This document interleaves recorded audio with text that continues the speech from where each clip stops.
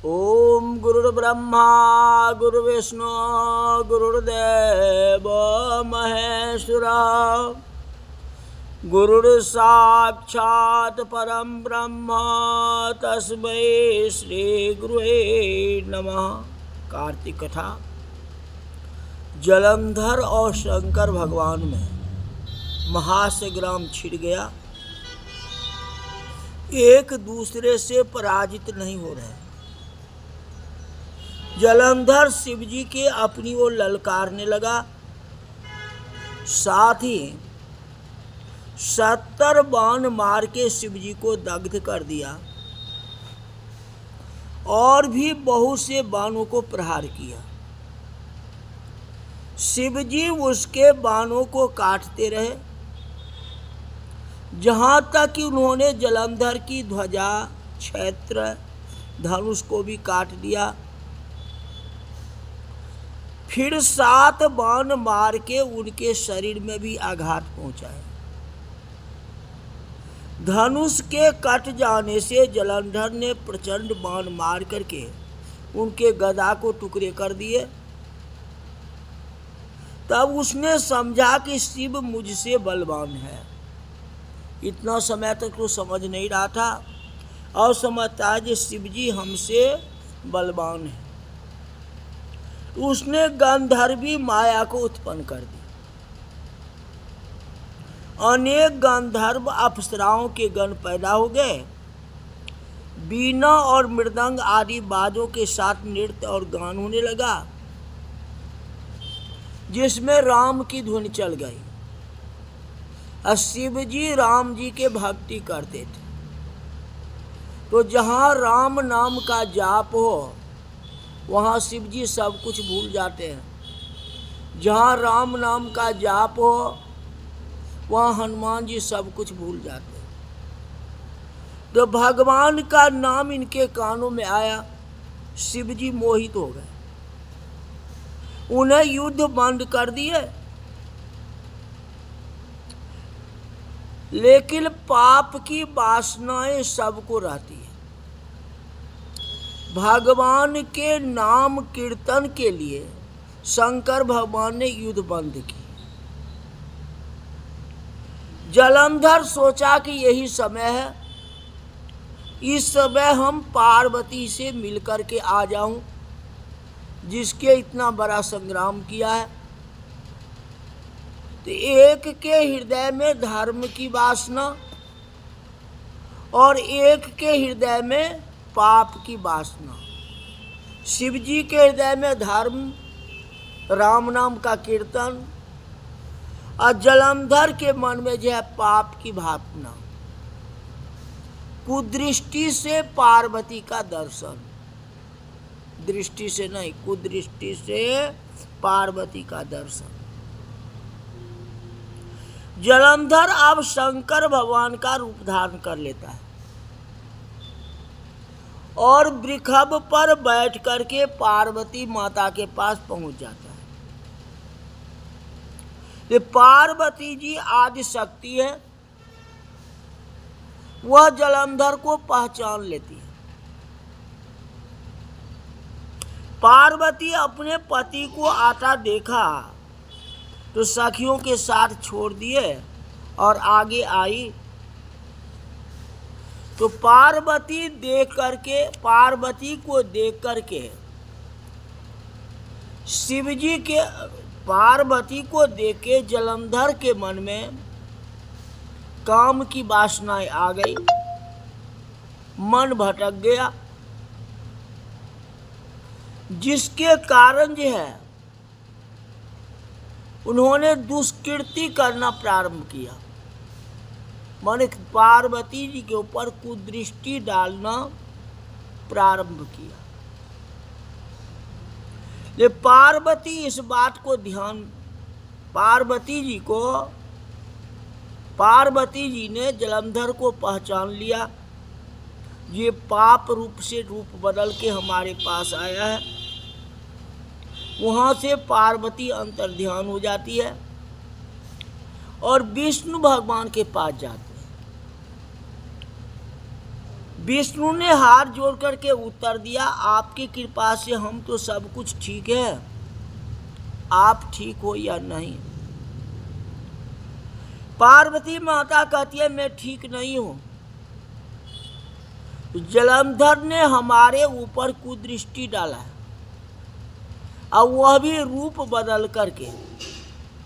Direct आता तो जल के भस्म हो जाता, लेकिन वह शिव का रूप धारण करके आया, आकर हमारे ऊपर कुदृष्टि डाला।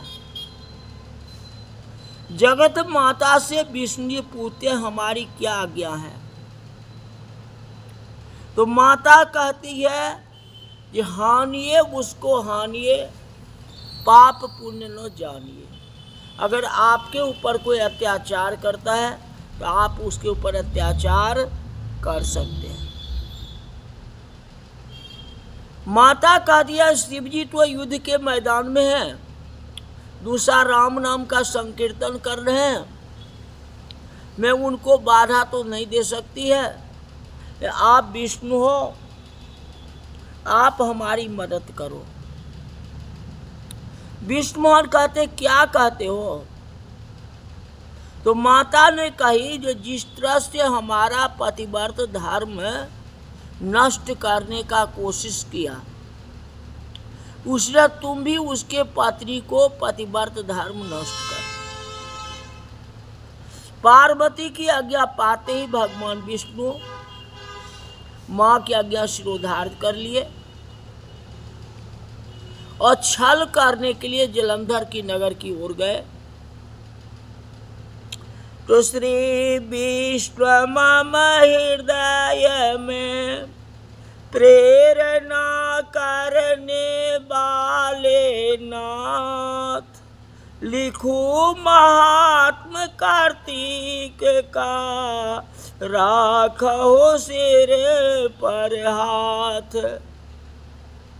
राजा पृथु ने पूछा कि देवऋषि अब आप ये कहिए, भगवान विष्णु ने वहां जाके क्या किए, और जलंधर की स्त्री को पतिव्रत धर्म कैसे नष्ट हुआ। नारद जी कहा जलंधर के नगर में जाके भगवान विष्णु ने उनकी पतिव्रता स्त्री वृंदा का पतिव्रत भंग करने का विचार किया। उसके नगर में एक उद्यान में जाकर के ठहर गए और रात में उसे स्वप्न दिया। उनकी माया और अद्भुत कार्य पद्धति थी और उनकी माया द्वारा जलंधर की स्त्री पतिव्रता वृंदा ने रात में स्वप्न देखा कि उसका पति नग्न होके सिर पर तेल लगाए, भैंस पर चढ़ा हुआ, काले रंग की फूल माला पहने हुए, उनके चारों ओर हिंसक जीव और सिर मुड़ाए हुए अंधकार में दक्षिण दिशा की ओर जा रहा है। उसने अपने नगर को समुद्र में डूबा हुआ देखा। इस प्रकार के बहुत से भयानक सपने देखे। फिर तुरंत ही वह जाग पड़ी और स्वप्न के संबंध में विचार करने लगी।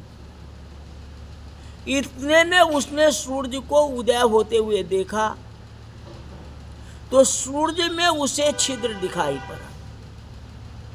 किसको? वृंदा को। वह कांतिहीन था। इससे अनिष्ट जाना। ऐसा अनिष्ट देख के भयभीत होकर के वृंदा रोने लगी और छज्जे पर गई, अटारी पर चढ़ी, भूमि पर उतरी, मगर उसे कहीं भी शांति नहीं मिली। फिर वह अपनी दो सखियों के साथ लेकर के उपवन में गई, परंतु वहां भी शांति नहीं पाई। फिर वह जंगल से निकल गई, पर वहां भी उसे चैन नहीं आया। वन में उसने सिंह के समान दो भयंकर राक्षसों को देखा जिससे वह अत्यंत भयभीत होकर भागने लगी। उसी समय वहां अपने शिष्य सहित एक तपस्वी आ गया, तो वृंदा उसके पैरों में हाथ लगा के उससे अपनी रक्षा की याचना करने लगी। मुनि ने अपनी एक ही हुंकार से उन दोनों राक्षसों को भगा दिया। जो वृंदा के सामने में राक्षस थे, वो राक्षस को हटा दिया। अब वृंदा आश्चर्य में पड़ गई और भय से मुक्त होकर मुनि को हाथ जोड़ के प्रणाम करने लगी और कृतज्ञता का ज्ञापन किया। मुनि से अपने युद्धरत पति के संबंध में उसने कुशल क्षेम प्रश्न किया, तो मुनि ने मौन होकर आगे पीछे देख के कुछ कहना चाहा कि उसी समय दो बानर उनके पास आके हाथ जोड़ के खड़े हो गए। जो ही मुनि ने भृगुटी का संकेत किया, वह उड़ के आकाश में चले गए। फिर जलंधर का सिर और धर लेके मुनि के पास आ गए,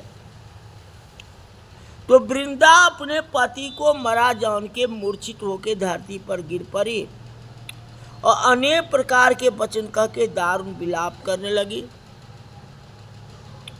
तत्पश्चात उसने मुनि जी से कहा कि हे कृपानिधे, आप मेरे पति को जीवित कर दीजिए।